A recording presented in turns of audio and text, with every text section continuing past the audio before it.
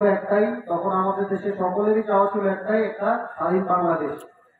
সেটার জন্য আপনাদের যে আত্মত্যাগ, এটা আমি নিজেকে খুবই ভাগ্যবান মনে করি যে আমি আপনাদেরকে দেখতে পেরেছি।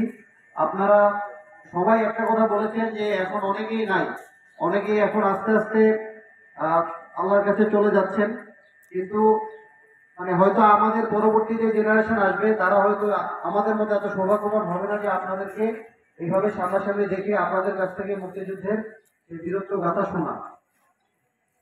আমাদের আমাদের যে প্রজন্ম আছে, আমরা এবং আমাদের পরবর্তী যারা আছে তাদের সকলের কাছে আমার অনুরোধ থাকবে যে আমাদের এই বীর মুক্তিযোদ্ধাগণ আমাদেরকে যে পথ দেখিয়েছেন, যে সম্প্রীতি, যে সৌহার্দ্য এবং এই স্বাধীন বাংলাদেশের যে রাস্তা তারা আমাদের জন্য তৈরি করে দিয়ে গেছেন, আমাদের দায়িত্ব হচ্ছে সবাই মিলেমিশে থেকে আমাদের এই বাংলাদেশে যেন কোনো ধরনের আহ আমরা যেন পিছিয়ে না পড়ি। তারা আমাদেরকে সামনে নেওয়ার জন্য যে পথ দেখিয়েছেন, আমরা যেন সেই পথে সবাই একসাথে কাঁধে কাঁধ মিলিয়ে চলি, এটাই আমার সবার কাছে অনুরোধ থাকবে।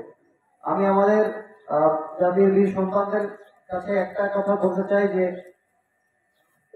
আমরা হয়তো আপনাদের যে প্রাপ্য সম্মান, যে প্রাপ্য আপনাদের যে সম্মান আমাদের দেওয়ার কথা, কখনো হয়তো পেরেছি, কখনো হয়তো পারি নাই।